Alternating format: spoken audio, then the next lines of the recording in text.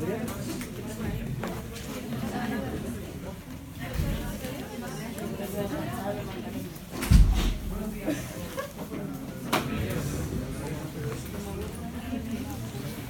Hoy cambiamos de tema. Vamos adentrándonos en lo que es aparato locomotor. Y hasta aquí, o sea, hasta aquí llega la prueba de los contenidos que van a tener para el día martes. Es decir, esta clase es de la próxima prueba, de la próxima evaluación. ¿Ya? Es decir que tampoco. O sea, la gincana toma solamente los aspectos de osteología, ¿ya? Que puede ser una super ventaja, ¿no es cierto? Porque es menos contenido, pero no está pensado así. ¿Sabes cómo está pensado? Que cuando estaba metida la gincana con osteo, artro, miología, angio, teníamos que hacer muchas preguntas de osteo. Cuando osteo es una maravilla, uno puede meter una alfiler en cualquier parte. Entonces, es mucho mejor que osteología esté separadito, ¿cierto? Y que nosotros podamos meter alfileres muy pequeñitos, casi imperceptibles en lugares muy estratégicos. No, nunca hacemos esa maldad. En realidad siempre las preguntas de la gincana están muy bien pensadas para que se consulten solamente si el estudiante maneja la información precisa que es mínima necesaria para avanzar. No preguntamos excepciones, no preguntamos estructuras dudosas o variaciones. Eso no podría ser preguntado, ¿cierto? Sería extraño, ¿no? En realidad, eso, a lo mejor un curso de posgrado podría ser, pero no un curso de pregrado. Bien, pero hoy estamos reunidos aquí para hablar de artrología. ¿Qué es artrología? Artrología es el estudio de las articulaciones, ¿cierto? Y las articulaciones es un territorio medio entre la osteología, que es la columna vertebral del aparato locomotor. Columna vertebral decimos porque es el pilar central. Y lo que es miología, que es un gigante. Miología es un gigante. En anatomía porque son muchas estructuras, muchas funciones. Va a depender cómo usted piense el movimiento para saber cuál es el origen y cuál es la inserción. Entonces vamos a tratar de avanzar lo más posible en miología y vamos a dejar artrología un poco árida. Es decir, en artrología nosotros vamos a analizar las clasificaciones y subclasificaciones, que me parece mucho más interesante, y algunas características de articulaciones, de la mayoría de las articulaciones. De esa manera vamos a ir analizando ligamentos, por ejemplo, y nombres. Y de esa forma usted va a tener un sustento teórico para manejarse en una articulación u otra. Pero no específicamente en una articulación, porque cada articulación es un mundo. Porque si nos colocáramos a hablar de articulación de hombro, estaríamos hablando 2 o 3 horas ahora. Y de una articulación de la rodilla, 2 o 3 horas más. Por lo tanto, no podemos darnos ese lujo. Pero en el próximo curso, igual nos tratamos de dar ese pequeño lujito. Entonces seleccionamos alguna articulación y se la damos. ¿Para qué? Para que usted entienda que era más difícil y era más complejo que lo que usted analizó en morfología 1. Pero estas clases son fundamentales. Porque ¿cómo le voy a hablar yo, qué sé yo, de una artroscopía y de un tendón que pasa dentro de una articulación, y un tendón que puede ser intrasinovial o extrasinovial, pero intracapsular, no tendría sustento teórico para entenderlo? Entonces necesitamos que usted incremente su sustento teórico, que tenga conceptos claros, y después recién empieza a entender la lectura de la artrología. Artrología, entonces, estudio de articulación. Generalidades y clasificación puede ser la clase más importante de artro, más que la que viene, porque esta le da el sustento para el laboratorio. Las articulaciones unen 2 o más huesos entre sí, pero también pueden unir piezas óseas, por ejemplo, con musculatura. En realidad es unión de 2 estructuras. y otorgan estabilidad y movimiento al esqueleto. Digo estabilidad porque hay algunas articulaciones que no se mueven, o se mueven muy poco, o se comienzan moviendo pero terminan siendo totalmente fusionadas y por lo tanto inmóviles. Y eso va a depender del tipo de articulación. Pero está muy bien pensado para poder organizar la estructuración del cuerpo humano. Las articulaciones se clasifican según el grado de movimiento, de tal forma de que existen articulaciones que se mueven mucho y articulaciones que no se mueven, pasando por articulaciones que se denominan semimóviles. Entonces, hablamos de los grupos que se mueven mucho, se les denomina sinartrosis. La sinartrosis. Son articulaciones fijas. Las que no se mueven son articulaciones fijas. Articulaciones que se homologan a las suturas, por ejemplo, del cráneo. O se homologan también a todos los tipos de estructuras que son fibrosas. ¿Ya? Articulaciones fijas. Pero en realidad no es una buena clasificación porque en realidad algunas de estas sinartrosis sí se mueven. Entonces, hablar de sinartrosis es decir, sin movimiento. Las anfiartrosis son articulaciones que se movilizan poco. Por lo tanto, se clasifican como semimóviles y están unidos por tejidos fibrocartilaginosos, o más bien por cartílagos. Fibrocartílagos o cartílagos, anfiartrosis. También no es la mejor forma de clasificarlas porque va a depender de qué tipo de cartílago es, si se mueven poco o se mueven harto y después se dejan de mover. Y las articulaciones que se denominan diartrósicas son las homólogas a las articulaciones sinoviales y son las que permiten movimientos más amplios. Pero no nos dice cuánto más amplios. Entonces existe una subclasificación dentro de estas, que por ejemplo, las articulaciones que se mueven menos dentro de las diartrosis se le denomina artrodias. Y las que más se mueven se denominan enartrodias. Pero es un enredo. Entre una enartrodia, una artrodia, la diartrosis, una anfiartrosis, una sinartrosis. Y en realidad no se justifica ese tipo de clasificación. De hecho, no se usa. ¿Pero por qué se las digo? Porque es lo que usted va a encontrar en los clínicos antiguos. No le van a hablar de una articulación sindesmótica. No le van a hablar de una articulación pivotante, o troclear, o condilia, o celar. Le van a hablar de articulaciones como esta. No, esta es una anfiartrosis. Y usted va a tener que tragarse lo que yo le voy a decir, va a tener que decir, ya, perfecto, lo traduzco, ok, sí, una anfiartrosis. ¿Ya? Pero usted no se debe saber o no debe traducir este tipo de articulaciones en el laboratorio. En el laboratorio nosotros vamos a hablar de función, de una clasificación que es funcional. Y hablaremos de articulaciones sinoviales, fibrosas y cartilaginosas. Esta es una clasificación morfológica. ¿Por qué? Porque depende del tipo de estructura que esté mediando la articulación. Y la estructura va a depender de su etiología y su biología. Y como nosotros hemos visto, y usted conoce muy bien, cómo crece un hueso, cómo crece un cartílago, me imagino que incluso puede saber lo que es una membrana sinovial. Si no, lo vamos a manejar hoy día. Entonces usted va a entender muy bien cómo se clasifican estas articulaciones. Las articulaciones sinoviales son las articulaciones que más se mueven, pero se subclasifican en otras y van a depender del grado de movimiento y cómo están mediadas por qué estructuras. Las articulaciones fibrosas son articulaciones que usted conoce más o menos bien, porque las ha visto. En general se clasifican como suturas. Usted las vio en el cráneo. Vio varias suturas que eran dentadas, o vio suturas que se denominaban escamosas, ¿cierto? Entre la escama del hueso temporal y el hueso parietal. O las quintilesis. Usted las vio. Y usted sabe que no se mueve. Entonces las articulaciones fibrosas en general no se mueven. Y están mediadas por una osificación de tipo,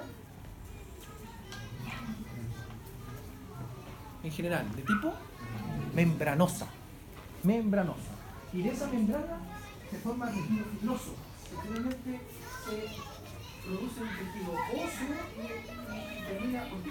Porque donde no hay células modifica a tejido óseo. Por lo tanto, el tejido fibroso termina siendo óseo, se produce una osificación de estas estructuras dentadas y finalmente se pierden más o menos en la tercera década de la vida, hasta que un cráneo se ve totalmente homogéneo, ¿cierto? Y estructurado como si fuera un solo hueso, por ejemplo, la calota, que se puede desarticular si el cráneo está muy envejecido, ya 60 o 70 años. Y las articulaciones cartilaginosas. Y esto también son un mundo, porque depende del tipo de cartílago que tenga interpuesto. Imaginen si tiene dos estructuras óseas que tienen interpuesto un cartílago hialino. Si tienen puesto un cartílago hialino, se va a poder movilizar perfectamente, pero el cartílago hialino tiene una capacidad de modificación, dado que tiene muchísimas células, muchos condrocitos, ¿no? y poco tejido fibroso, y poco fibras de colágeno. Entonces, ese cartílago tiene el potencial de osificarse mucho más, un potencial mucho más grande que un fibrocartílago. ¿Se entiende, cierto? Por lo tanto, un cartílago de tipo hialino se podría osificar con mayor facilidad y dejar de moverse. Por ejemplo, lo que ocurre a nivel de coxal. El coxal está conformado por 3 piezas óseas, y las piezas óseas están mediadas por cartílago hialino, y se le denomina en su etapa posterior, cuando está fusionado, sinostosis. ¿Pero qué era una articulación cartilaginosa? Fue una articulación cartilaginosa. Y hay otras que están mediadas por fibrocartílagos. Y como son fibrocartílagos, entonces su potencial de osificación está disminuido. Y entonces se considera que si se osifica es patológico. Por ejemplo, una sínfisis. Por ejemplo, yo sé que no les suena a lo mejor una sínfisis, pero la sínfisis del pubis a lo mejor les suena. Y esa no se pierde. En teoría no se pierde. Pero los fibrocartílagos que se ubican entre los cuerpos vertebrales, que son los cartílagos intervertebrales, también son fibrocartílagos. Ahora, ¿ha visto una columna fusionada? ¿Dos vértebras fusionadas? Sí, en el laboratorio hay. Pero es patológico. Eso no es normal. ¿Y cómo ocurre eso? Lo que pasa es que probablemente tiene 70 o 80 años. Entonces el fibrocartílago ya no dio más y por lo tanto se osificó.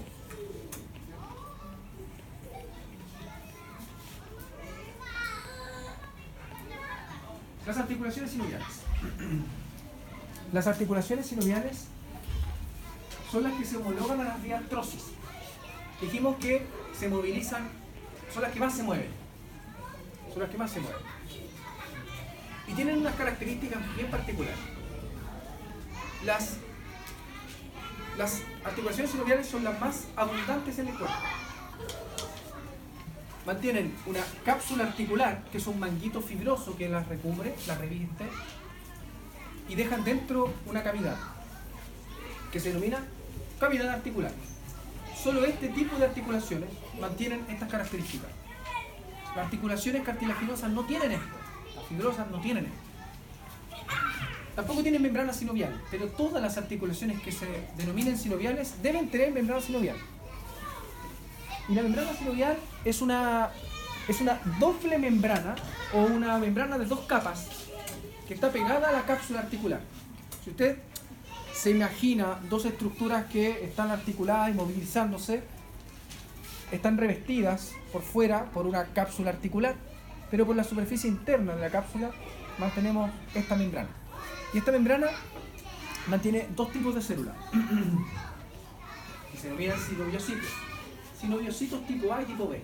Los sinoviocitos tipo A están un poco más aislados, están más cerca de la cápsula articular. Y estos sinoviocitos son capaces de producir líquido sinovial. Los sinoviocitos tipo B también. No hay ninguna diferencia en eso. Lo que pasa es que morfológicamente los sinoviocitos tipo A se parecen a un macrófago. Y de hecho pueden hacer presentación de antígeno. Y por lo tanto activan el sistema inmune. Cuando en una articulación, una molécula, una bacteria, un microorganismo quiere traspasarla, los sinoviocitos tipo A van a poder hacer una presentación de antígeno y activar el sistema inmune para que no pase, por ejemplo. Pero adicional a eso pueden producir ácido hialurónico y lubricina, que son las estructuras que conforman el líquido sinovial, ¿sí? El seno que está muy atrás, hay membrana sinovial porque ellos No, no, porque eso no son articulaciones. Eso es epitelio respiratorio. El epitelio está Varias, sí, varios otros centros también cumplen esa función. ¿Ya? Es más, toda membrana, mucosa o epitelio que esté expuesto al medio ambiente, incluso la cavidad oral, por ejemplo, la cavidad nasal, etc., mantiene un tejido linfoide, ya sea difuso o encapsulado, que se van a denominar centinelas, que es la primera línea de defensa del cuerpo humano, de tal forma de que van a presentar antígenos en cualquiera de esos niveles. Pero las cápsulas articulares no son la excepción, y las cápsulas articulares tienen que ser vigiladas. ¿Por qué?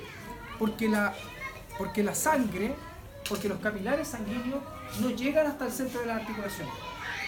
Por lo tanto, si la infección llega al líquido sinovial o al cartílago articular de las articulaciones, no va a tener la manera de regenerarse.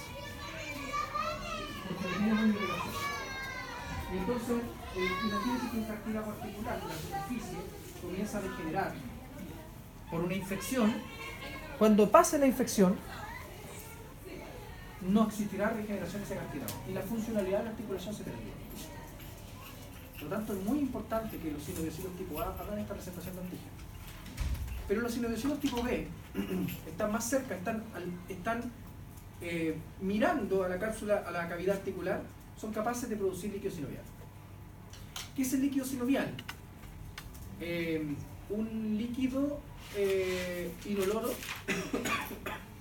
filante, es decir que si usted lo tomara, tiene la capacidad como de producir hilos, ¿ya? Eso es filante, incoloro, y que es un filtrado plasmático de sangre. Un filtrado plasmático de sangre, que se le incorporan las estructuras que están o que son producidas por los sinoviocitos, y que es lubricina, una lubricina y ácido hialurónico. Finalmente eso se mezcla y queda una estructura que es nutritiva para la cápsula y para toda la articulación. De tal forma de que el líquido sinovial no se forma solamente para rellenar la articulación, sino que es sangre. Está nutriendo a los cartílagos, porque no tienen capacidad de nutrición. Pero además está lubricando la articulación para que los cartílagos no se degeneren y que el roce no forme un problema. Por lo tanto, el líquido sinovial es fundamental para las articulaciones sinoviales. Por lo tanto, la membrana sinovial la poseen todas las articulaciones sinoviales. Esas son las características generales de las articulaciones sinoviales. Pero algunas articulaciones sinoviales poseerán estas características. Discos y meniscos, o discos o meniscos, rodetes de ampliación, también se le denominan labros o labrum, y ligamentos de refuerzo. No todas las articulaciones sinoviales tienen esto, pero las que poseen esto es que son especiales. Si lo poseen, son especiales. Porque miren, un disco o menisco es un fibrocartílago. Un disco es una estructura fibrocartilaginosa bicóncava, como un eritrocito, que está interpuesto, con la forma de eritrocito, que está interpuesto entre dos estructuras óseas. Por lo tanto, si es un fibrocartílago interpuesto entre dos estructuras óseas, ¿cuál será su función? Sí, recibir energía y disiparla. Tienen la capacidad de resistir el peso o cualquier tipo de energía y disiparla. Pero en cambio un menisco no es fibrocartílago, o si es fibrocartílago no tiene la cantidad de fibras que posee un disco.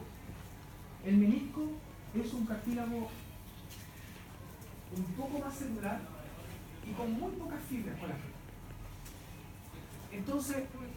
Entonces, ¿el menisco será lo mismo que un disco? No, porque histológicamente no son iguales. Entonces, ¿el menisco estará hecho para resistir fuerza? No. ¿Para qué estará hecho un menisco? Un menisco está hecho para poder compatibilizar estructuras que son incompatibles. Porque una rodilla, un cóndilo femoral, usted lo vio como era. Era gigante. Un cóndilo femoral es gigante, abultado.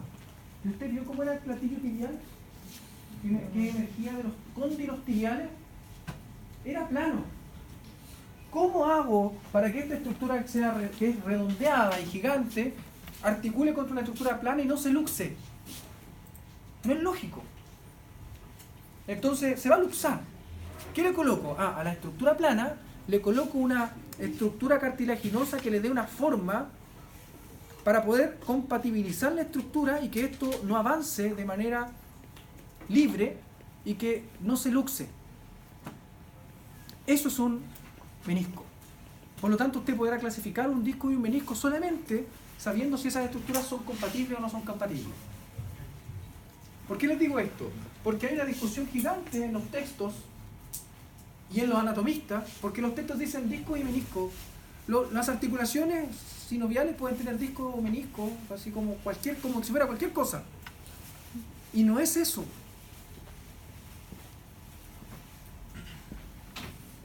Un día, en esta universidad, en el 5º piso, estaba haciendo una discusión, se estaba haciendo una discusión de eso, entre los discos y meniscos. ¿Entre quiénes? Entre el profesor Octavio Vimbiñar, quien es un profesor que hizo su doctorado en la Universidad de Sao Paulo y era profesor de acá. Un tipo que tenía un currículum gigante, que pertenece a la Sociedad Chilena de Anatomía, su presidente, etc. Mañoso, muy duro. Y ahora es el director de posgrado de la Universidad de Talca, de medicina. Y un profesor que había llegado recién de Brasil, el profesor Nilton Alves, que somos muy amigos, y con Nilton Alves también era un tipo de 60 años, 70, pero parece de 30. Tipo alto, así, pelo blanco, pero muy simpático. También un catedrático, tiene su propio texto de anatomía, maravilloso. Y lo traje para acá. Desde la Universidad de Talca lo trajimos para acá. Después a otra universidad lo tomó y se lo llevó a la Universidad de la Frontera. Pero acá estaban peleando en el 5º piso el profesor Octavio Vimbiñar contra el profesor Alves. Esa era una pelea de boxeo, pero así paqueado. Y yo dije, no lo puedo perder.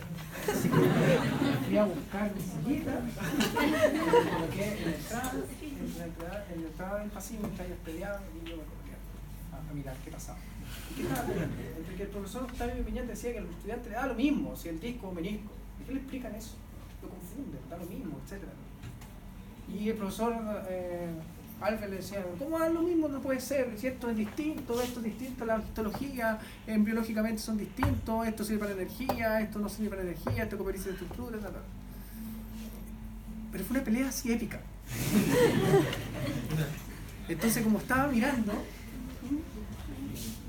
de repente el profesor Octavio, que nos conocíamos mucho más tiempo, se da cuenta y me dice, profesor, me dice, usted que está mirando todo esto hoy,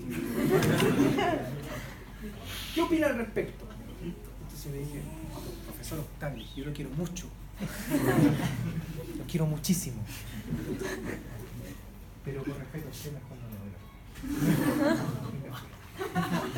Con eso se aclaró la situación y el profesor Alves todavía se acuerda cuando voy a la Universidad de la Frontera y me dice, tú me salvaste. Entonces, pero lo que quiero decir es que esto no es lo mismo y esto, porque es un concepto muy básico, en principio es básico, pero después te lo va a ocupar cuando veamos una u otra articulación, porque hay algunas articulaciones que crean sus discos y no todas las tienen, o que crean un menisco, pero usted va a ver si es disco o menisco. Pero además los meniscos no son bicóncavos, tienen otras formas. Por ejemplo, los meniscos tienen forma de semiluna o un menisco semicircunferencial, ahí lo verá usted.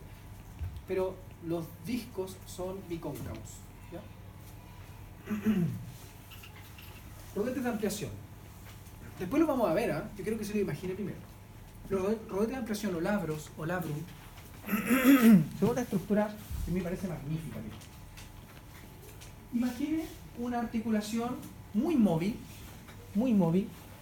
sinovial, por supuesto, que tiene una estructura redondeada, amplia, y que tiene que articularse ahora de nuevo con una cavidad, pero que está levemente cóncava, pero es casi plana. U otro ejemplo, o a lo mejor no es totalmente plana y es bien redondeada, pero necesita movilizarse muchísimo. ¿Cómo hago para movilizar una estructura si está contra una estructura plana para que no se luxe? De nuevo, le puedo colocar internamente un menisco, pero yo necesito que se movilice mucho más. Si le coloco un menisco se va a luxar igual, aunque compatibilice la estructura, se va a luxar igual. Si la estructuración de la cavidad igual es amplia, pero yo necesito que esta estructura se movilice mucho, va a estar bloqueada. Entonces, ¿qué tengo que hacer para poder hacer que esto se movilice mucho? Si está muy convexa, tiene mucha profundidad la fosa, como la fosa del acetábulo, recorto los extremos y los hago cartilaginosos. Y entonces son flexibles.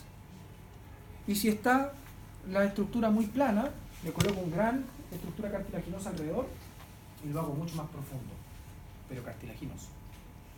De tal forma de que los labros se denominan rodetes de ampliación porque amplían la cavidad, pero de manera cartilaginosa y flexible para hacerlo resiliente y que se devuelva a su estado de origen. Y de esa manera mantengo una gran movilidad de una articulación sin luxarla, o en teoría sin luxarla. Porque, por ejemplo, la del hombro es una articulación que tiene un labro gigante. Es muy importante para su movimiento. Está muy bien inserto, pero igual se luxa mucho en la articulación. Es la que se luxa con mayor frecuencia. Porque es una articulación que se debe movilizar mucho. Pero si no estuviera el labro glenoideo, o de hecho cuando se desinserta, entonces se luxa con mayor rapidez. Y los ligamentos de refuerzo, ¿qué son? Los ligamentos, ahora usted los tiene que pensar como una estructura, un tejido conectivo que va a conectar ambas piezas óseas que se están articulando, por lado y lado, y que les va a proporcionar movimiento, pero también los va a limitar. Le va a proporcionar un eje de movimiento, pero no hasta que la articulación quiera, no, hasta que los ligamentos de refuerzo lo permitan. Por lo tanto son elásticos puestos en la articulación. Pero estos ligamentos de refuerzo pueden ser de varios tipos. Los que normalmente nosotros conocemos, o lo que usted ha visto, es un ligamento colateral. Un ligamento que está la cápsula articular y alrededor ligamentos de refuerzo. Pero ese ligamento de refuerzo puede ser intracapsular, o sea, está dentro de la cápsula articular. Y si está dentro de la cápsula articular, puede tener dos características. Puede ser, piénselo, intrasinovial, intracapsular, intrasinovial, dentro de la articulación de la cápsula articular y dentro de la membrana sinovial, o puede ser intracapsular pero extrasinovial. ¿Se lo imagina? Dentro de la cápsula articular pero fuera de la membrana sinovial. ¿Y eso qué importancia tiene? ¿Qué impacto tiene? Mucho. Porque si un ligamento, como el menisco femoral posterior, por ejemplo, es un ligamento intracapsular pero extrasinovial, ¿cómo está irrigado? ¿Cómo se nutre? Casi no tiene nutrición. Se nutre de las pequeñas capilares que llegan a la cápsula. Y se nutre de mala forma de los sinoviocitos que están al otro lado. Pero si se lesiona ese ligamento, común, se lesiona comúnmente, porque es parte del ligamento cruzado de la rodilla, es parte. No cicatriza como el resto. Entonces una lesión puede durar 6 meses, 8 meses, 1 año. Pero si se lesiona un ligamento intracapsular, intrasinovial, su capacidad de recuperación y regeneración será mucho más aumentada. Por lo tanto, podemos mantener una regeneración en 1 o 2 meses, en 6 semanas, en 4 semanas. Y una regeneración de un buen tipo de tejido, no un tejido de granulación ordinario, un buen tejido, elástico. Por lo tanto, los ligamentos de refuerzo también son interesantes desde la perspectiva de las articulaciones sinoviales. Este esquema de una articulación de cadera, que usted conoce muy bien porque usted conoce cómo es el acetábulo, ¿cierto? Y también conoce y vio cómo era la cabeza del fémur. Y fíjese cómo esta articulación sinovial tiene la siguiente característica: un cartílago articular. Pero el cartílago articular no está dispuesto de manera azarosa. El cartílago articular se encuentra donde termina la cápsula articular. Miren, en la cápsula, perdón, donde termina la membrana sinovial. La membrana sinovial está en rojo, puesta por dentro de la cápsula y pegadita a la cápsula articular. Donde termina la membrana sinovial, comienza el cartílago articular. Por lo tanto, el cartílago articular no tiene membrana sinovial. No posee membrana sinovial. Se nutre del líquido que le proporciona la membrana y el filtrado plasmático. Este es el que hay que proteger. Y este es el que se nutre, el cartílago articular. Y este es el que le da las superficies lisas y pulidas a los huesos, a las superficies articulares, y las superficies lisas a los huesos secos que usted vio, ¿cierto? Y nosotros las clasificábamos como superficies articulares. Pero nunca olvidar que esa superficie tiene cartílago articular. ¿Qué cartílago hialino? ¿Ya? El cartílago hialino. Aquí estamos viendo una cosa que a mí me gusta en este dibujito, que es muy sencillo, muy simple, porque habla de una gran verdad que está oculta. Los ligamentos que nosotros vamos a analizar en la próxima clase, de cada una de las articulaciones, en los textos los dibujan como si fueran bandas elásticas independientes que están uniendo la articulación de manera como independiente de la cápsula articular. Pero les cuento un secreto: los ligamentos de refuerzo de las articulaciones son solamente un invento del anatomista, porque son la misma cápsula articular. Es las porciones que están más engrosadas a la cápsula, donde cae un bisturí, y entonces uno lo saca. Pero la cápsula articular y los ligamentos de refuerzo es uno. La cápsula articular tiene porciones más delgadas y porciones más anchas. Porciones más anchas, uno dice, aquí está el ligamento colateral de la rodilla. Pero en realidad son fibras que están en la cápsula articular. Por lo tanto, ahí dice ligamento y cápsula de la articulación, lo mismo. ¿Se entiende?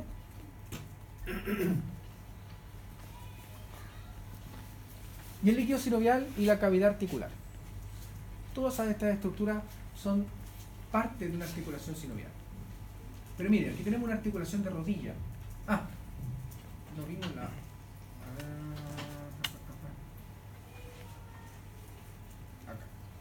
la articulación de rodilla. ¿Qué no vimos? Estas estructuras que se denominan bolsas sinoviales o bursas también son parte de articulaciones sinoviales, son características particulares de una articulación sinovial, pero están periféricamente de la articulación. Algunas de ellas están súper alejadas, por eso que no las vimos como una característica independiente o particular. Pero siempre están alrededor de una articulación sinovial. ¿Qué son? También son un tejido conectivo que por dentro tiene líquido sinovial, incluso más denso que el líquido sinovial de una articulación, porque tiene mucho más lubricina y tiene muchas más fibras, el ácido hialurónico, y son verdaderos cojinetes, son cojines. ¿Para quién? ¿Para qué? Para que pasen los tendones. Se colocan estratégicamente en una articulación para que los tendones pasen sin hacer un roce contra una estructura que sea noble, como las cápsulas o como los ligamentos, etc. O para protegerse de sí mismo, para que el tendón no se lesione, para que el tendón no roce contra una estructura ósea. Y ese roce contra la estructura ósea termine acabando el tendón. Porque los tendones están recubiertos por una estructura que se llaman vainas. Por lo tanto, para que la vaina no se colapse, están puestas estas bolsas sinoviales o bursas. Pero acá estamos viendo la estructura que es particular de una articulación sinovial, que son los meniscos, ¿cierto? Y ahí se ve como aquí está por un lado un trozo del menisco y acá está el otro trozo del menisco. ¿Y qué está haciendo? Compatibilizando estructuras de la articulación. Pero no está hecho para resistir fuerza. Pero algunos anatomistas dicen, pero si está hecho para resistir fuerza, si aquí obviamente que resiste fuerza, obviamente que queda comprimido. Sí, estamos claros. Pero ¿cuánto pesa la persona? ¿60 kilos? Colóquele 120 kilos. Póngale 120 kilos por 20 años. A ver si los meniscos le aguantan. No se puede. ¿Alguien me va a preguntar algo? ¿Hay cosas entre medio de cartílago articular? No, porque los cartílagos articulares están dentro de la articulación. Las bolsas sinoviales están por fuera. Sí, bolsas o bursas. Entonces, comencemos a hablar de los tipos de articulaciones sinoviales. Fíjense que las articulaciones sinoviales se mueven mucho. Bueno, ¿cuánto se mueven? Depende en qué eje se muevan y depende de qué superficie esté compatibilizando. Nosotros hablamos de que tenemos 6 tipos de articulaciones sinoviales. Las articulaciones sinoviales planas, primero. Las articulaciones sinoviales planas son sencillas, miren. La articulación sinovial plana se la tiene que imaginar como una cara articular contra otra cara articular. Carillas articulares. Usted las conoce. 2 carillas articulares puestas, una sobre otra. Pero esas articulaciones, carilla contra carilla, no se fusionan. No es una sutura. Tiene cápsula articular, tiene membrana sinovial, tiene todas las características que habíamos visto. Entonces, ¿cómo se movilizan dos estructuras que están compatibilizadas como caras? La única forma es que se deslicen. La única forma es que se deslicen. Por lo tanto, estas articulaciones se deslizan. Y son articulaciones que, homologadas a rangos de movimiento, se clasificaban como artrodias. ¿No? Antes se decían artrodias. Ahora, articulaciones sinoviales. ¿Cuál es la gracia de esta articulación sinovial? Esta articulación es como una lata porque se mueve poco, se mueve, mira, entre 3 y 5 grados de movimiento, entre 3 y 5 grados. Se deslizan muy poco, no es que se deslicen así, se deslizan muy poquito. Y por lo tanto, ¿cuál es su función? ¿Para qué tener una articulación que se mueva tan poco? ¿Por qué a lo mejor la transforma en una articulación más estable y le deja de mover? Ah, no, es que esta articulación tiene una cosa que no tiene ninguna otra. Estas se suman, estas andan en pandillas, estas no andan solas, nunca. Las articulaciones sinoviales planas se ubican, por ejemplo, a nivel de los huesos del carpo. Entre uno y otro hueso del carpo. Y en el metacarpo. O en las interfacetarias, pues las interfacetarias que se ubican a nivel de la columna vertebral. ¿Saben cuáles son las facetas articulares de la columna vertebral? Los procesos articulares superiores e inferiores. Se articulan unos con otros, con carillas. Se llaman interfacetarias.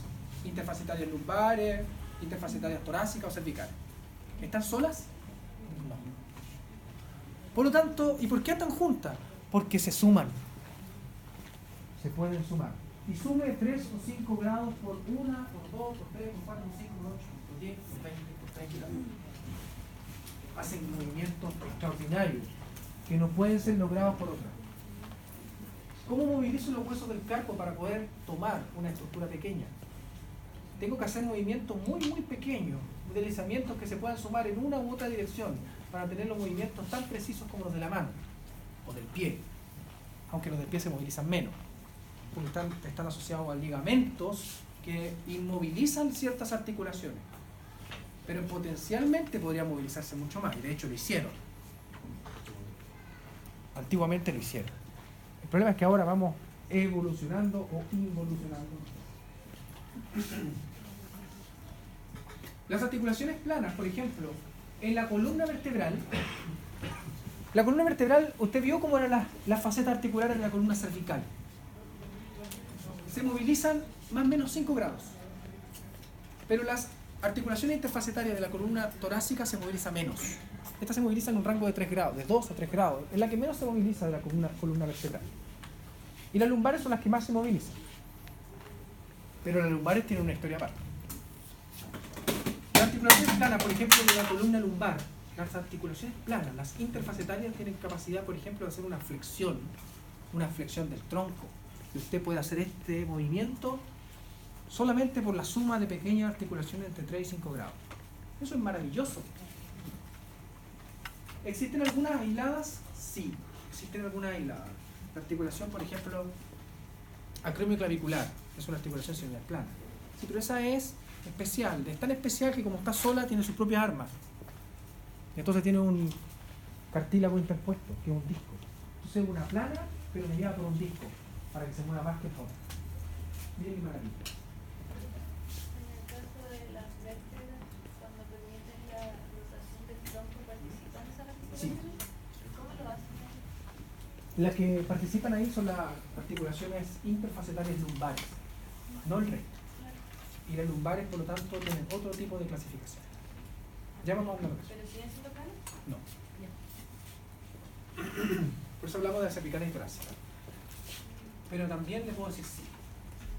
Ya vamos a hablar de eso. Por lo tanto, las articulaciones sinoviales planas se deslizan, son planas, están con todas las características de articulaciones sinoviales, pero se deslizan y se suben. Perfecto. Usted entendió. Aquí tenemos el ejemplo esquemático, que es una maravilla para que se lo grabe y nunca más se lo olvide. Y aquí tenemos el ejemplo de una articulación interfacetaria. ¿Por qué les coloco eso? Porque no son tan planas tampoco. Porque después me dicen, pero mire, una pequeña curvatura aquí. No, pero es que... Entonces yo les digo, pero chiquillos, si esto es normal. Usted se tiene que imaginar, recuerde, en anatomía hay que imaginarse que el efenoide es un murciélago. Entonces, imagine, ¿cómo uno imagina que eso es plano? ¿Ya? Más o menos plano. Articulaciones trocoides. Las articulaciones trocoides también se llamaban articulaciones pivotes o pivotantes. Pero articulación trocoide es como debe ser llamada. La articulación trocoide es muy especial, es esta. La articulación trocoide permite movimientos de rotación. No hay otra articulación preparada para rotar como esta. De hecho, todas las articulaciones que intentan rotar fallan. Y las que intentan rotar, por ejemplo las esferoideas, como la articulación del hombro, en sus rotaciones fallan o tienen ayuda. No pueden rotar solas. Entonces tienen estructuras musculares, por ejemplo, que son rotadoras del hombro. Y si no tienen esa estructura, en realidad se luxan, porque no están preparadas. Entonces le llaman, es que están ayudadas por el manguito rotador del hombro. En cambio, estas son una maravilla porque son especialistas en rotar. Especialistas en rotar. ¿Y qué es un sistema de macho-hembra? Un anillo puesto sobre una estructura alargada. Claro, esto es un esquema.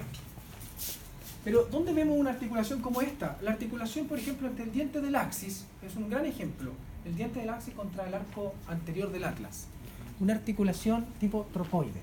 Pero usted me dirá, sí que puedo, pero tiene el arco anterior nomás y el diente. Y eso no se parece a eso. No, es que esa después está terminada por un ligamento. Por lo tanto, existía un ligamento transverso del atlas que unía las dos pequeñas tuberosidades que se ubicaban en las caras internas de las masas laterales que mantenía el atlas. ¿Se acuerda? Por lo tanto, hace una estructuración como un anillo completo. Muy perfecto, muy parecido a eso. Y tiene la capacidad de rotar el cuello, ¿cierto? O rotar la cabeza sobre el cuello también. Por supuesto que la rotación no es completa. No es completa. Sería pero se le denomina que una trocoide es funcional si se mueve. Si es estructural pero no funciona, se llama trocoide no funcional. ¿Entiendes? O sea, si es estructural es que exista pero no se mueva. ¿Y existe eso en el cuerpo? Sí, sí existe. Entonces, las trocoides son funcionales o no funcionales. Si son funcionales, se les va a denominar perfectas o imperfectas. Si es perfecta, se mueve mucho. Si es imperfecta, se mueve muy poco, pero siempre en rotación. Entonces, ¿cómo clasificaría la articulación aplantoxoidea media? Es una trocoide perfecta funcional, ¿cierto? Es perfecta, mueve muchísimo. La articulación que se ubica entre la ulna y el radio, a nivel proximal, articulación radioulnar proximal. ¿Se acuerdan de esa? El rodete radial contra la cara articular, ¿cierto? De la ulna. Se articulan de tal forma de que la ulna le proporciona un trocito de articulación para que rote y haga el movimiento de pronación y supinación. Y el ligamento, y la ulna le proporciona un ligamento que se llama ligamento anular del radio, que cierra esta estructura como cavidad y entonces puede rotar libremente dentro. Entonces yo hago una rotación en pronación y en supinación. Perfecto. Pero la articulación radioulnar distal, la que se ubica cerca de la mano, esa no sé si se acuerda, pero su cara articular era más pequeña todavía. Y ahí no había un rodete radial. Por lo tanto, esa articulación rota, sí, pero así. Punto. Es nada. Ah, ya. Entonces así es una articulación trocoide, funcional, imperfecta. Les cuento un secreto. En los casos de los huesos largos, cuando existe un rango de articulación proximal, el distal es 1 grado menos. Mire qué lindo. 1 grado menos. Es decir, que si esta articulación es trocoide perfecta funcional, la de abajo, sin conocerla, va a ser una trocoide imperfecta funcional. 1 grado menos de movimiento. De tal forma de que da las sensaciones que no la necesita. Porque si rotaran las dos juntas, entonces el movimiento sería de un hueso contra otro y no de una estructura mayor contra otra. Rotarían los huesos así. Y es extraño eso. Por lo tanto, la pronación necesita 1 grado menos de movimiento. Profe, ¿hay otro ejemplo que ocurre eso? Sí. En las articulaciones, por ejemplo, que son a nivel del pie, tenemos una articulación, ¿se acuerda la cabeza del talo? La cabeza del talo contra el navicular. El navicular le proporciona una cavidad y la cabeza del talo es una cabeza. Bueno, no es una esferoidea, sino que esa estructuración da una capacidad de rotación. Esa capacidad de rotación se llama trocoide imperfecta, pero además es no funcional. Las articulaciones que siguen son planas. 1 grado menos de movimiento. ¿Me entiendes? Entonces, se da que este tipo de articulaciones, cuando van hacia distal, van con 1 grado menos de movimiento. Por lo tanto, las articulaciones trocoides no son tan sencillas, porque usted va a tener que clasificarlas y subclasificarlas. Va a decir, esta articulación sinovial, trocoide, funcional, perfecta o imperfecta. No, esta es no funcional. Esta articulación es perfecta pero no funcional. También podría ser, como el ejemplo que dimos. Porque la articulación es perfecta porque tiene la capacidad de rotar libremente, pero está mediada por ligamentos que hacen de que no se mueva nada. Entonces, esa articulación se mueve como una plana.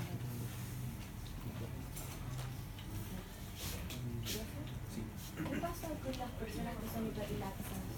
Ya, las personas hiperlaxas tienen una característica en donde el tejido histológico que conforma los ligamentos tiene mucha más elastina y por lo tanto los ligamentos le proporcionan un rango de movimiento mayor. Por lo tanto, la densidad que mantenga un ligamento también va a decir cuánto se mueve una articulación o no, ¿ya? Pero existen personas hiperlaxas que son rangos normales, fisiológicos, y otras que son una característica, un signo de una patología mayor, ¿ya? Articulaciones ganglion o articulaciones bisagras. Las articulaciones ganglion no son esas, miren. Es ganglion o articulaciones bisagras. Son articulaciones que tienen la capacidad de moverse en un eje. Y bueno, las trocoides, las planas también.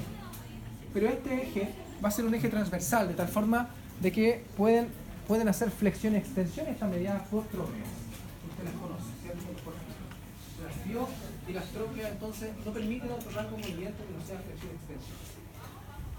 Maravilloso. Si no está mediada por tróclea, no hay entonces extensiones.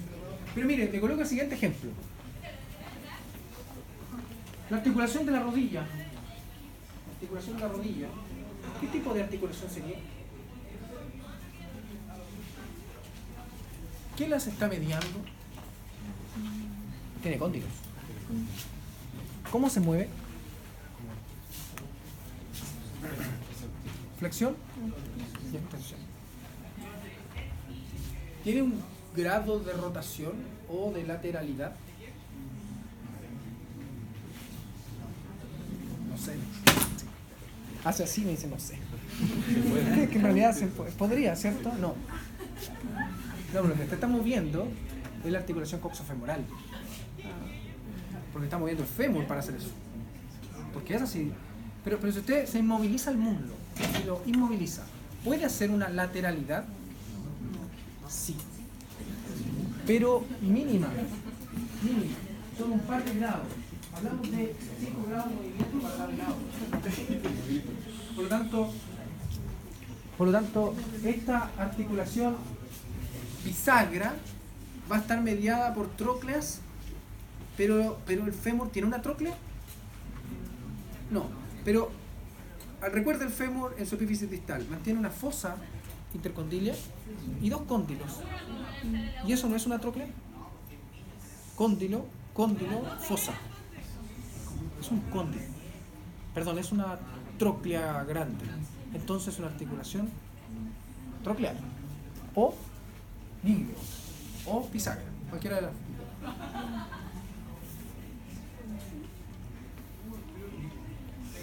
Pero es que ¿por qué me quedo pensando por esto? Porque las articulaciones en general no es que tengan una clasificación precisa. Depende de cada articulación. Si las articulaciones tienen más de una clasificación, esta es condilia también. Por eso se puede movilizar. ¿Y tiene un grado de rotación? Sí, mínimo. También. Por lo tanto, también es condilia. Es más, es bicondilia. Tiene 2 cóndilos. Por lo tanto, ¿cómo la clasifico? ¿Es troclear? ¿O es condilia? ¿O es bicondilia? Ah, no, es que ahí rige el movimiento mayor. Por lo tanto, es una articulación de tipo troclear o íngrimo, pero tiene características de articulación bicondilia. Esa es su clasificación. Una íngrimo con características de articulación condilia o bicondilia. Celar o silla de montar. El ejemplo ese. Silla de montar o celar. Las articulaciones en silla de montar se movilizan en 2 ejes. Están dispuestas como 2 estructuras articulares cóncavas, pero dispuestas de manera perpendicular, cóncavo, de manera perpendicular, y se encajan. Entonces se les denomina también encaje recíproco. Las articulaciones en silla de montar, articulaciones celares o de encaje recíproco. Las articulaciones celares tienen un movimiento amplio, pero miren, pueden hacer flexión y extensión, perfecto. Pueden hacer aducción y abducción, perfecto, pero no pueden rotar. No pueden rotar porque están bloqueadas. Están muy bien diseñadas para no rotar. ¿Dónde se ubican este tipo de articulaciones? A nivel de manubrio externar, por ejemplo, la articulación que es esternoclavicular es una articulación en silla de montar o celar. Articulación esternoclavicular es una silla de montar. ¿Qué movimiento tiene que hacer? Un movimiento que va con la clavícula hacia anterior y hacia posterior, y un movimiento que va hacia abajo y hacia arriba, pero es un movimiento del hombro, ¿cierto? O sea, esta participa en la movilización del hombro, porque dijimos que el hombro cuando asciende se denomina elevación, depresión, ¿cómo se llama eso? Protracción, retracción. Hace partícipe de los movimientos del hombro. Entonces tiene un movimiento en 2 ejes, pero no rota. A menos que esté, cuando hace esto, no rota. La clavícula no se moviliza así. Por lo tanto, dan la sensación de rotación, pero están bloqueadas para rotar, por seguridad. ¿Dónde se ubica otra? Por ejemplo, la articulación que se denomina metacarpofalángica, la carpometacarpiana. La carpometacarpiana del primer dedo. La carpometacarpiana del primer dedo es una articulación celar. Porque se mueve, mire cómo se moviliza, así y así. ¿Rota? ¿Puede rotar un primer dedo? No. ¿No? ¿Y esto qué es? Circunducción. Dan una sensación extraña. Tampoco se hace circunducción, tampoco. Solamente es una articulación celar. Lo que pasa es que las articulaciones que están por debajo le permiten otro rango de movimiento y usted parece que hace una circunducción. Pero no rota. Lo digo de nuevo, no rota. Porque después los pregunto y me dicen, sí, pero si rota, ¿por qué? No. Si rota, usted tendría que hacer esto. Ahora, si quiere, lo hacemos. Pero no, vamos a venir a clase más. Entonces, no rota. Esas son articulaciones celares, son vías de Montagne. Y son unas buenas articulaciones porque dan rangos de movimiento, están acompañadas por otras para hacer rangos de movimientos mayores, pero están bloqueadas para no rotar. Como que el movimiento de rotación es complejo, como que el movimiento de rotación está resguardado. Mejor no hacerlo porque se va a lesionar. Articulaciones elipsoideas o condilias, usted las conoce porque están mediadas por cóndilo. Aquí está el ejemplo, por ejemplo, digamos de la rodilla, no es el mejor, porque dijimos que tenía otra característica, pero a lo mejor el ejemplo clásico es la articulación ATM. Usted vio que en la mandíbula existen cóndilos, ¿cierto? Y un cóndilo muy clásico porque tiene la forma elipsoidea muy maravillosa y usted puede rotar con eso. ¿Puede rotar?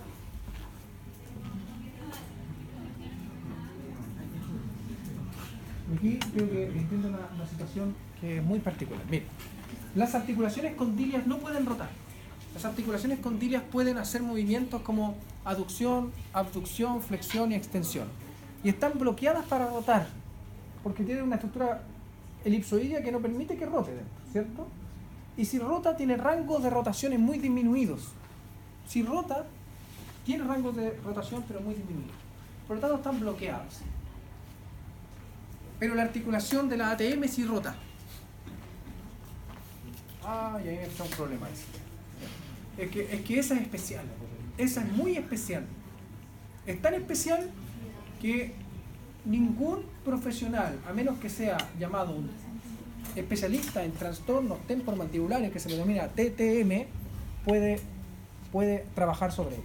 Pero ni un traumatólogo, ni un especialista en traumatología y subespecialista puede trabajar en la ATM. No. Porque esa sí que es muy extraña. De hecho, su clasificación es una articulación temporomandíbulo-dentaria bicondilia doble.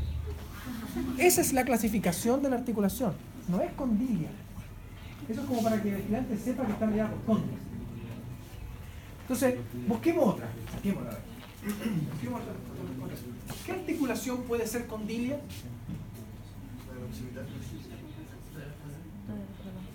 ¿Cómo se llaman estas? Metacarpofalángicas. Metacarpofalángicas. Miren, permiten un movimiento maravilloso de flexión-extensión y uno de aducción y abducción. Están un poco más disminuidos, pero no pueden rotar. Intente rotar los dedos. No, se puede. Lo que sí da una sensación de circunducción, pero también está disminuida, porque no son esferoideas. Las articulaciones esferoideas. Articulaciones esferoideas son las articulaciones más móviles del cuerpo. Y las más móviles, por supuesto, las articulaciones sinoviales. Las esferoideas están mediadas por cabezas y pueden hacer movimientos de flexión, extensión, abducción, aducción y de circunducción propiamente tal, sin estar mediadas a otras, sin estar sumadas con otras. Pueden solas. Y hacen movimientos de rotación también, pero disminuidos. Disminuidos porque estas articulaciones, si se movilizaran tanto, se luxarían. Entonces, cuando tienen que hacer ese tipo de movimientos, se ayudan de una estructura que se llaman estabilizadores dinámicos de una articulación. Y los estabilizadores dinámicos son músculos. Los dinámicos, se mueven. Por lo tanto, son músculos. Las articulaciones de este tipo están mediadas por músculos. Por ejemplo, la articulación de la cadera, existen músculos que se llaman pelvitrocanterios, músculos pequeñitos, que hacen insignificantes. Músculo obturador interno, gémino superior, gémino inferior, cuadrado femoral y el obturador externo, que permiten movilizarlo levemente para que rote, pero con cuidado. Porque si movilizaran esa articulación desde el glúteo es gigante, entonces luxaría la articulación. Por lo tanto, necesita ciertos estabilizadores. En el hombro tenemos el manguito rotador, que alguna vez alguien lo ha escuchado porque siempre no, que se lesionó el manguito rotador del hombro. Sí, es que se lesionan para no lesionar la articulación. Son nobles. Esos músculos son nobles. Se lesionan y uno más que otro para no lesionar la articulación. Aquí tenemos el ejemplo de las articulaciones cervicales. Pero usted las conoce porque están medidas por cabeza. Por ejemplo, ¿qué articulación es una cervical?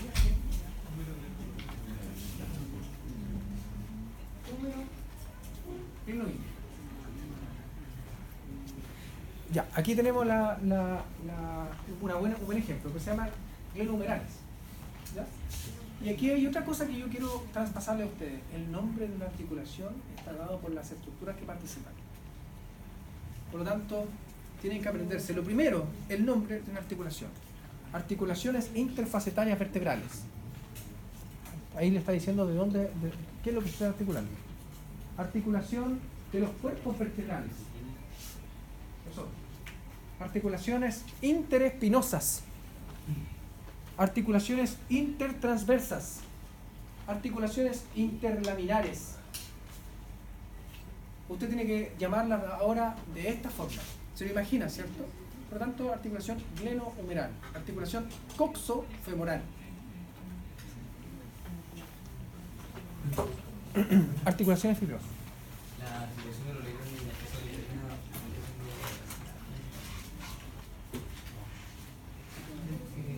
¿Qué tipo de articulación es? La articulación húmero-antebraquial.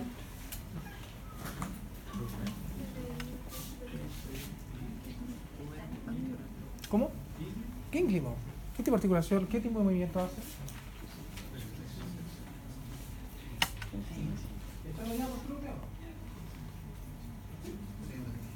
Es el mejor ejemplo de una troquea. Gínglimo. Articulaciones fibrosas. Y lo otro, después traduzca todos estos nombres que están duplicados o triplicados. Porque nosotros hablamos de articulaciones gínglimo, trocleares o bisagra. Cualquiera de las tres que le diga, usted se las tiene que saber. Es lo mismo. ¿Ya? Articulaciones fibrosas. Las articulaciones fibrosas, usted las conoce porque las vio a nivel del neurocráneo. Están mediadas por estos tejidos que son membranas y que van dejando rastro desde la niñez hasta la edad adulta. Nosotros hablamos de estructuras membranosas en un bebé que se llaman estructuras fontanelas. Y la fontanela es la membrana que se encuentra entre varias piezas óseas que se van a suturar. Y la más amplia es la de anterior, que se denomina la fontanela bregmática. ¿Ya? Y la que está por posterior, se denomina fontanela lambdoidea. Y después se va a transformar en una sutura lambdoidea, y una sutura bregmática, y una sutura térica, que es lateral, o una sutura astérica, que es posterolateral. Por lo tanto, existen varias regiones que van a tener confluencia de suturas. Pero las suturas son de varios tipos. Hablamos de suturas dentadas, escamosas, armónicas y esquindiresis. Mire, las suturas dentadas, usted las conoce, son estas estructuras que efectivamente tienen un verdadero diente de sierra contra otro. Dientes de sierra que finalmente se terminan osificando y entonces pierden el movimiento. Un ejemplo de esto es la sutura coronal o la sutura bregmática, que se ubica entre el frontal, por ejemplo, y el parietal. O la sutura interparietal. Las suturas escamosas, ¿qué son? Las suturas escamosas se dan entre una escama, como la escama de un pez. También se le denomina suturas en bisel, biseladas o escamosas. Son estructuras que están cortadas, huesos que están cortados en ángulo de 45 grados, y por lo tanto una con otra encajan una sobre otra. De tal forma que la escama del temporal se encaja a nivel de 45 grados, porque la escama del parietal está un poquito inclinada, y por lo tanto esta la termina de llenar. Eso es una sutura escamosa, igual que una escama de un pez está dispuesta sobre su piel, escamosa. Pero después se osifica y se pierde el movimiento. Las armónicas. Articulaciones armónicas se parecen a las articulaciones sinoviales planas. ¿Por qué? Porque son superficies lisas que están articuladas una cara contra otra. Pero esta no tiene ninguna característica de articulación sinovial. Ni cartílago, ni cápsula, ni nada. Por lo tanto, esta articulación, una vez que termina su osificación, quedan sinostosadas y quedan pegadas o quedan suturadas o fusionadas. O sea que se fusionan cara a cara. ¿Dónde se ubican esas articulaciones? En los huesos de la cara, en el esplagno-cráneo. Las articulaciones, por ejemplo, intermaxilar, la intermaxilar es una articulación de sutura armónica. Las articulaciones que se ubican en el malar oxigomático, las articulaciones que se ubican en el arco cigomático, es también una articulación, o las articulaciones que se ubican entre los huesos nasales, las internasales. Usted la vio que eran dos estructuras que se pegaban y quedaba una línea, pero una línea no dentada, ¿cierto? Articulaciones armónicas. Y la esquindilesis es un sistema de macho-hembra, pero este sistema de macho-hembra que uno le proporciona una estícula o una cresta y la otra el otro cabo le proporciona un surco donde van a encajar recíprocamente, pero después se van a suturar y se va a perder. Y esa es la esquindilesis esfenobomeriana. El bómer le proporciona un surco y el esfenoide le proporciona una cresta. Y finalmente se sutura. La sindesmosis. Esta es una articulación muy especial. Porque mire, usted hasta ahora dice las articulaciones fibrosas no se mueven. Y los mejores ejemplos son las suturas. Bueno, esas articulaciones sindesmóticas sí se mueven.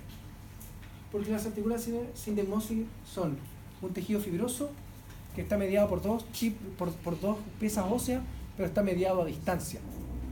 O sea, es un tejido fibroso que comenzó en un hueso y terminó en otro a distancia. Por tanto, si la articulación se moviliza, la que están alrededor, esa membrana fibrosa va a movilizarse y lo único que va a hacer es limitar el movimiento, la separación de dos piezas óseas. Pero les cuento otro secreto. Las sindesmosis normalmente las nombran como las membranas interóseas, que se ubican, por ejemplo, a nivel de entre radio y ulna o entre la fíbula y la tibia. Sí, es un buen ejemplo. Esas son membranas sindesmóticas. Perfecto. Pero la sindesmosis se define como cualquier tejido fibroso que esté mediando dos piezas óseas. Por lo tanto, todos los ligamentos que existen son sindesmosis. Por lo tanto, todas las articulaciones son sindesmóticas. Pero como el rango de movimiento no prima, entonces se clasifican de otra manera.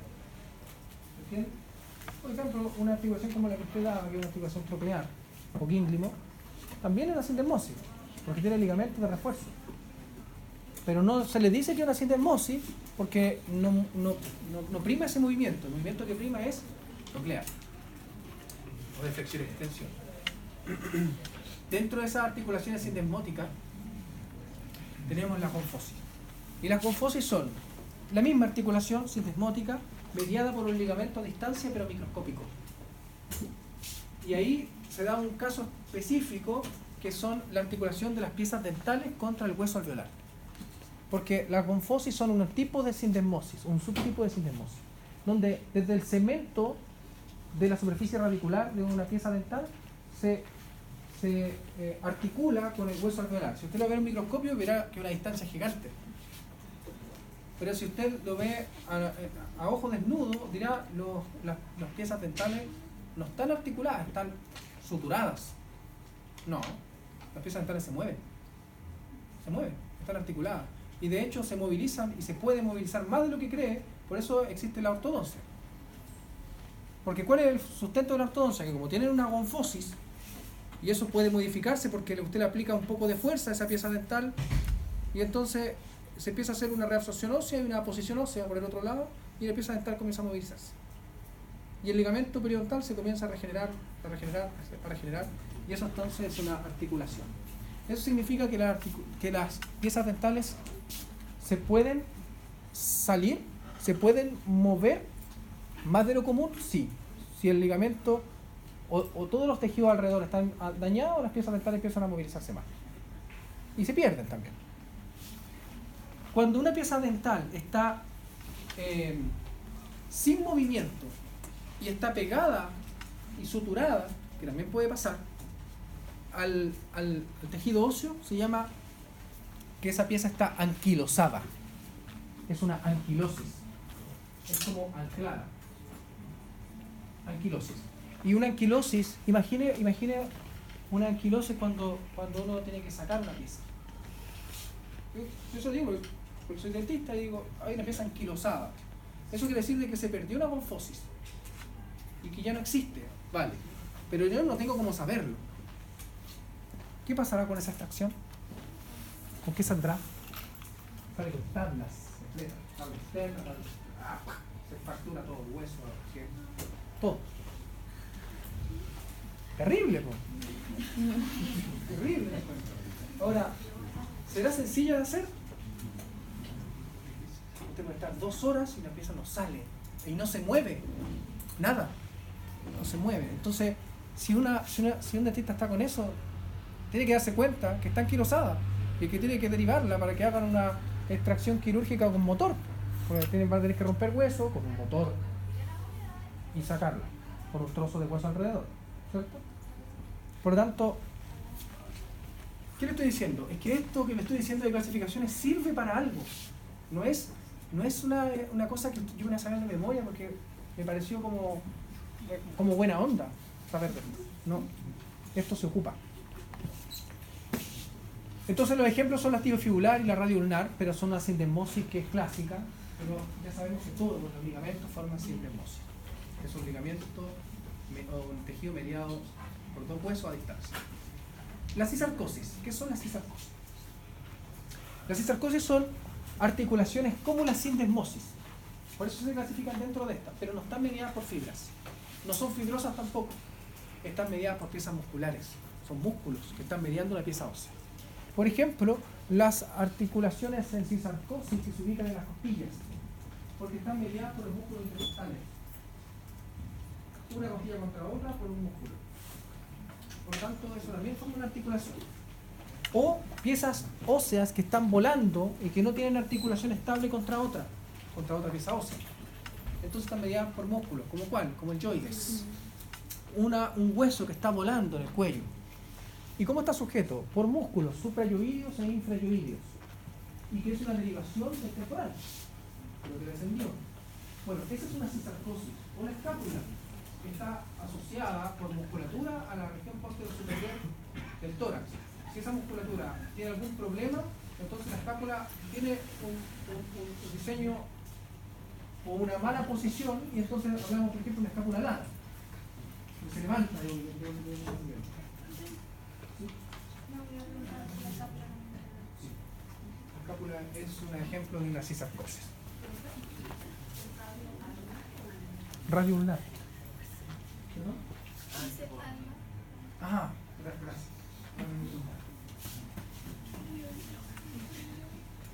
Mire, aquí hay un ejemplo con nombre antiguo, pero la idea es que usted lo traduzca. Sinartrosis. ¿Cómo lo llamaría ahora? ¿Sutura? ¿Esa cómo se llama? ¿Sutura? Dentada. Sutura dentada. Y esa sutura además tiene los nombres de los huesos que participan. ¿Cómo se llama? ¿Cómo? Fronto parietal. Perfecto. Fronto parietal. Sutura dentada. Ahí está el esquema. La enartrosis. ¿Cómo la llamaríamos ahora?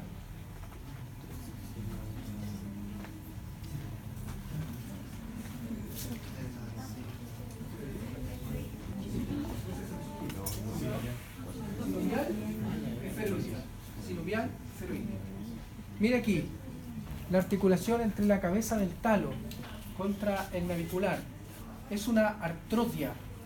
Pero yo le dije otra cosa. Yo le dije que era una... No. O sea, a las artrodias se traducen a sinoviales planas. Estamos claros, perfecto. Pero yo le dije que eso no parece plano. Eso es una trocoide imperfecta, no funcional, y por lo tanto se mueve como una articulación plana. Entonces se traduce a artrodia. Pero eso es una articulación trocoide imperfecta, no funcional. Articulaciones cartilaginosas. Las articulaciones cartilaginosas hablamos de que tienen dos tipos, primarias y secundarias. Las articulaciones cartilaginosas van a depender de qué tipo de cartílago tengan. Si las articulaciones están mediadas por cartílago hialino, que va a tener la capacidad de osificación, entonces hablamos de primarias. Y esas primarias se denominan sincondrósicas o articulaciones sincondrosis. ¿Dónde encuentras sincondrosis? Entre la diáfisis y la epífisis. Los cartílagos metafisiarios son sincondrosis. ¿Qué pasa con esos cartílagos después? Se osifican. Por lo tanto, pero si mantenemos sacamos los huesos de un infante antes de su osificación total de los huesos largos, las epífisis se van a separar de las diáfisis. Por lo tanto, es una sincondrosis. ¿Dónde más encontramos eso? A nivel del sacro, por ejemplo.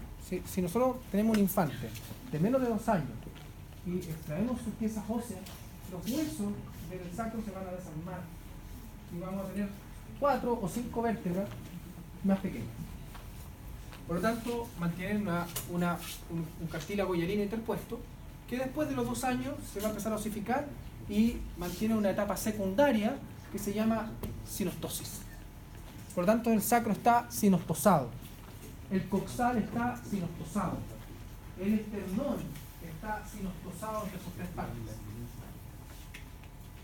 Pero son todas sincondrosis. Entonces aquí va a depender cómo llame la articulación, si está sinostosada o no.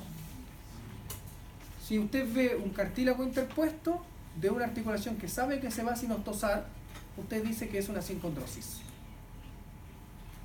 Por ejemplo, la articulación que se da entre la primera costilla y el esternón. ¿Usted ha visto una primera costilla que tenga cartílago? No.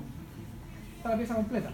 Pero sabe que las cartílagos se articulan, que las costillas se articulan por cartílago al esternón. Bueno, en un principio era así, pero después, en la etapa más adulta, se osifica.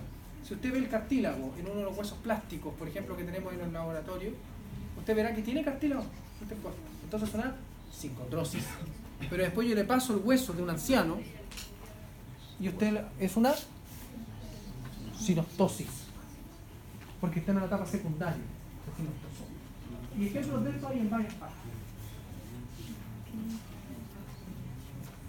Cartílago hialino y tienden a desaparecer a una etapa secundaria que se denomina sinostosis. Y las secundarias también se les denomina fibrocartilaginosas, articulaciones fibrocartilaginosas o articulaciones sinfisiarias o sínfisis. Estas son mediadas por fibrocartílago y estas no tienden a desaparecer. Cuando desaparecen y se produce ese proceso de sinostosis, son patológicos. Entonces, ¿dónde encuentra esta sínfisis? En lugares estratégicos donde usted necesita disipar mucha fuerza. No necesita movimiento, necesita disipar fuerza. Los cartílagos, por ejemplo, que se ubican entre los cuerpos vertebrales, los cartílagos intervertebrales, son cartílagos extraordinarios para disipar fuerza. De hecho, su estructuración está tan bien diseñada. No es cartílago, no es un fibrocartílago cualquiera. Ese fibrocartílago tiene una estructura externa que es muy fibrosa, que se le llama anillo fibroso a nivel histológico. Después, un poquito más internamente, tiene una estructura que es celular, que también se le denomina anillo tangencial. Y más profundo a eso, un núcleo que es acelular, y que tiene básicamente agua. Se llama núcleo pulposo. Núcleo pulposo. Y el núcleo pulposo, imagínense, una cama elástica, una cama de agua dentro de una cama elástica. ¿Cuál es la mejor forma de disipar una fuerza? Maravilloso, viene una fuerza longitudinal,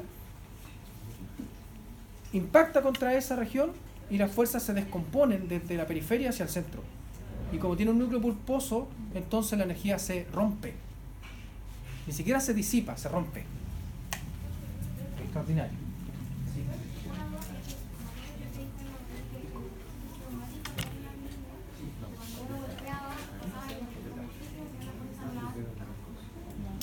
¿Y cómo eso? Lo que pasa es que en el cráneo, en general, todos los huesos del cráneo y todos los huesos largos, etcétera, pero se va mejor en el cráneo, las líneas, todas las líneas, que usted sabe que se forman, por ejemplo, por tracción muscular, las crestas, las líneas. Pero cuando se forman líneas que finalmente forman arcos o líneas que son curvas y que después terminan siendo como una línea occipital, o las líneas temporales, o las líneas de trifurcación del fémur, van a ser para disipar fuerza. Todas las líneas que estén corticalizadas van a ser mejores disipadores de fuerza. Por lo tanto, cuando se golpea en dirección de esa línea, entonces la fuerza se va a disipar a través, por ejemplo, de la línea temporal superior. De tal forma de que si tenemos un golpe frontal hacia el hueso cigomático, entonces a través del arco cigomático la energía se va a ir disipando hacia la raíz longitudinal del cigoma, y después se va a elevar por la línea temporal, porque acuérdense que estaban unidas, línea temporal superior, y se va a devolver por la cresta del frontal y se va a ir hacia descomponer hacia la misma región del hueso cigomático. Por lo tanto, la energía se descompone sobre sí misma. ¿Para qué? Para que el hueso no se fracture. Eso es el diseño arquitectónico en arcos y columnas de los huesos del cráneo. Pero también se encuentra en el es parecido, pero eso es a nivel óseo. Nosotros estamos hablando a nivel cartilaginoso. Entonces, a nivel cartilaginoso, a nivel de las articulaciones, también se produce eso. Solo que aquí la fuerza ya no se recorre sobre sí misma, sino que se rompe.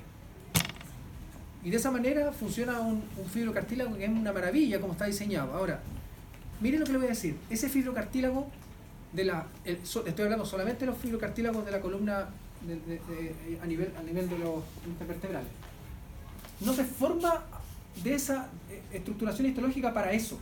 Es como de paso, sirve para eso. En realidad, el núcleo pulposo embriológicamente es la notocorda. ¿Saben lo que es la notocorda?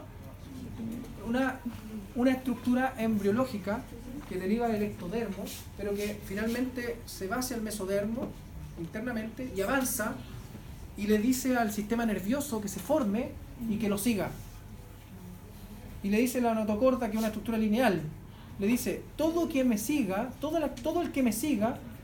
se va a transformar en tejido nervioso, pero no va a poder crecer más de lo que yo diga. Entonces la notocorda avanza y la médula espinal lo sigue detrás.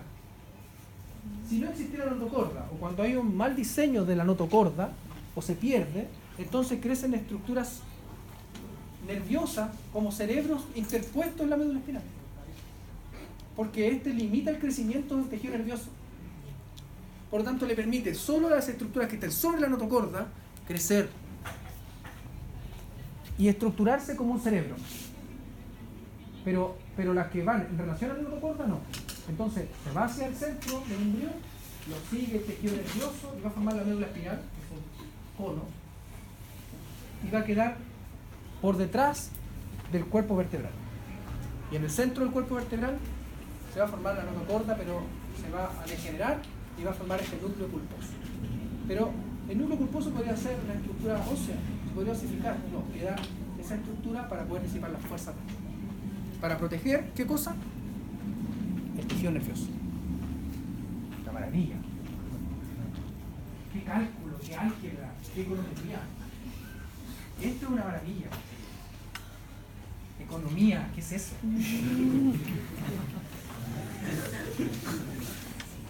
Bien. Por lo tanto, las secundarias o sínfisis están dispuestas en varias partes, ¿ya? Pero no todas las fibrocartílagos son iguales, y lo vamos a hablar en cada una de las articulaciones, ¿ya? Por mientras hay que clasificarlas. Aquí tenemos varios ejemplos de articulaciones. Ahí tenemos el tipo de articulación escamosa o biselada, dentada, miren, sindesmosis, esferoidea. Aquí tenemos una articulación sincondrósica, miren, sincondrósica, y acá otra sincondrósica, porque esta podría perderse. Acá estamos viendo una sínfisis, una silla de montar, ocelar, condilia. ¿Qué es esa? Troclear o gínglimo. Sinovial, plana. Sinovial, esferoidea. Sinovial, trocoide, perfecta, funcional. ¿Perdón? Ay, qué buena pregunta que me hace. Las lumbares. ¿Qué pasa con las lumbares? ¿Usted vio cómo eran las articulaciones interfacetarias lumbares? ¿Cómo eran los procesos articulares de la vértebra lumbar? Los superiores están orientados así como son cóncavos. Esos sí que son cóncavos, esos no son planos. Y los que son inferiores son convexos, que están dispuestos hacia anterior, convexos. Entonces, cuando se articulan contra su homólogo, estas articulaciones se movilizan de manera trocoide. Por lo tanto, rotan. Si lo piensa bien, son interfacetarias, lumbares. Se le dice que anatómicamente son planas, pero funcionalmente son trocoides. Y son trocoides funcionales, pero son trocoides perfectas o imperfectas. ¿Qué diría usted?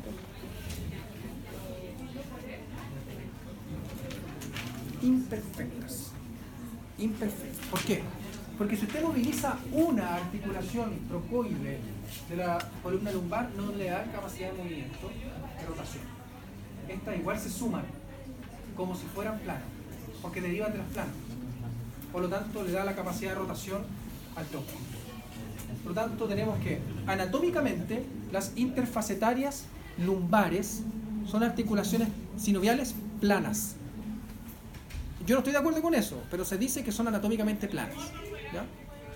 Pero funcionalmente son articulaciones trocoides imperfectas funcionales. ¿Por qué les digo eso? Porque hay una separación aquí en ese tipo de articulación para médicos y kinesiólogos.